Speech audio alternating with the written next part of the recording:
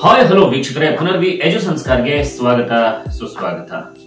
ವೀಕ್ಷಕರೇ, ಎಷ್ಟೋ ಜನ ಕಮೆಂಟ್ ಸೆಕ್ಷನ್ ಕಮೆಂಟ್ ಮಾಡ್ತಾ ಇದ್ರಿ, ಏನಪ್ಪಾ ಅಂತಂದ್ರೆ ಗೃಹಲಕ್ಷ್ಮಿಯ ಹಣ 11ನೇ ಕಂತಿನ ಹಣ ಬಿಡುಗಡೆ ಆಗಿದೆಯಾ? ಹಾಗಾದ್ರೆ ಬಿಡುಗಡೆ ಆಗಿದ್ರೆ ಯಾವೆಲ್ಲ ಜಿಲ್ಲೆಗಳಿಗೆ ಬಿಡುಗಡೆ ಆಗಿದೆ? ನಮ್ಗೇನಾದ್ರೂ ಕೂಡ 11ನೇ ಕಂತಿನ ಹಣ ಬೇರೆಯವ್ರಿಗೆ ಬಂದಿದೆ, ನಮ್ಗೆ ಇನ್ನೂ ಕೂಡ ಬಂದಿಲ್ವಲ್ಲ? ಸೊ ಈ ರೀತಿಯಾದಂತಹ ಗೊಂದಲಗಳು ನಿಮ್ಗೆ ಕಾಡ್ತಾ ಇರಬಹುದು. ನಿಮ್ಮೆಲ್ಲಾ ಪ್ರಶ್ನೆಗಳಿಗೆ ಉತ್ತರವನ್ನ ಕೊಡುವಂತಹ ಪ್ರಯತ್ನವನ್ನ ಮಾಡ್ತಾ ಇದ್ದೇವೆ ಪುನರ್ವಿ ಎಜು ಸಂಸ್ಕಾರ ಚಾನೆಲ್ ನ ಮುಖಾಂತರ. ನಿಮ್ಗೆ ಏನಾದ್ರೂ ಕೂಡ ಡೌಟ್ಸ್ ಗಳಿದ್ರೆ ಕಮೆಂಟ್ ಸೆಕ್ಷನ್ ಅಲ್ಲಿ ಕಮೆಂಟ್ ಮಾಡಿ. ಜೊತೆಗೆ ಹೊಸದಾಗಿ ನೀವು ನಮ್ಮ ಚಾನಲ್ಗೆ ಭೇಟಿಯನ್ನ ಕೊಟ್ಟಿದ್ರೆ ಕರ್ನಾಟಕ ಗವರ್ನಮೆಂಟ್ಸ್ ಅಪ್ಡೇಟ್ಸ್ ಗಾಗಿ ನಮ್ಮ ಒಂದು ಚಾನೆಲ್ ಅನ್ನ ಮರಿದನೆ ಸಬ್ಸ್ಕ್ರೈಬ್ ಮಾಡ್ಕೊಳ್ಳಿ. ಹಾಗೇನೆ ಈ ಒಂದು ವಿಡಿಯೋಗೆ ಲೈಕ್ ಮಾಡಿ.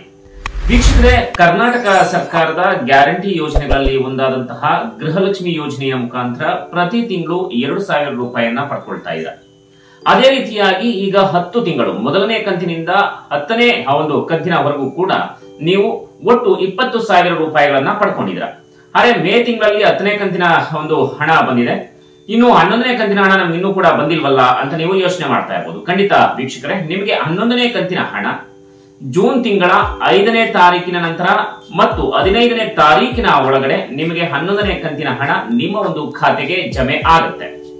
ಯಾಕಪ್ಪ ಅಂತಂದ್ರೆ ವೀಕ್ಷಕರೇ, ಈಗ ನಿಮ್ಮೆಲ್ಲರಿಗೂ ಕೂಡ ಚೆನ್ನಾಗಿ ಗೊತ್ತಿದೆ, ರಿಸಲ್ಟ್ ಇದೆ. ಯಾವ್ದು ರಿಸಲ್ಟ್ ಅಂತ ಹೇಳ್ತೀರಲ್ವಾ?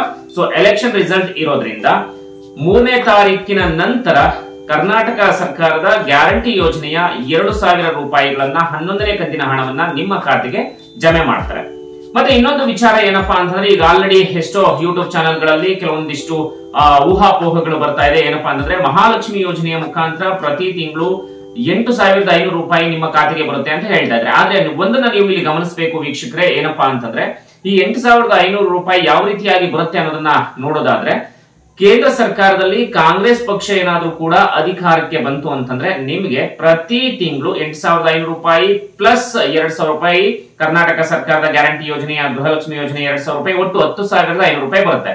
ಅಕಸ್ಮಾತ್ ಆಗಿ ಏನಾದ್ರೂ ಕೂಡ ಕೇಂದ್ರ ಸರ್ಕಾರದಲ್ಲಿ ಕಾಂಗ್ರೆಸ್ ಪಕ್ಷ ಅಧಿಕಾರಕ್ಕೆ ಬಂದಿಲ್ಲ ಅಂತಂದ್ರೆ 8,500 ರೂಪಾಯಿ ಬರೋದಿಲ್ಲ. ಹಾಗೆ ಕಾಂಗ್ರೆಸ್ ಪಕ್ಷ ಏನಾದ್ರೂ ಅಧಿಕಾರಕ್ಕೆ ಬಂದಿಲ್ಲ ಅಂತಂದ್ರೆ ಗೃಹಲಕ್ಷ್ಮಿ ಯೋಜನೆಯನ್ನ 2,000 ರೂಪಾಯಿ ನಿಲ್ಲಿಸ್ತಾರ ಅನ್ನುವಂತಹ ಒಂದು ಗೊಂದಲಗಳಿತ್ತು. ಖಂಡಿತ ಯಾವುದೇ ಕಾರಣಕ್ಕೂ ಕೂಡ 2,000 ರೂಪಾಯಿ ನಿಮ್ಗೆ ನಿಮ್ಮ ಖಾತೆಗೆ ಬರ್ತಾ ಇರುವಂತಹ ಹಣವನ್ನ ನಿಲ್ಲಿಸೋದಿಲ್ಲ. ಯಾಕಂದ್ರೆ 5 ವರ್ಷದ ಗ್ಯಾರಂಟಿ ಯೋಜನೆ ಅಂತ ಹೇಳಿ ಈಗ ಆಲ್ರೆಡಿ ಅವರು ಅನೌನ್ಸ್ ಮಾಡಿರುವಂತದ್ದು. ಯಾರು? ರಾಜ್ಯ ಸರ್ಕಾರ, ಕಾಂಗ್ರೆಸ್ ಪಕ್ಷ ಅನೌನ್ಸ್ ಮಾಡಿರುವಂತದ್ದು. ಇದರ ಬಗ್ಗೆ ನೀವು ತಲೆ ಕೆಡಿಸಿಕೊಳ್ಳುವಂತ ಅವಶ್ಯಕತೆ ಇಲ್ಲ.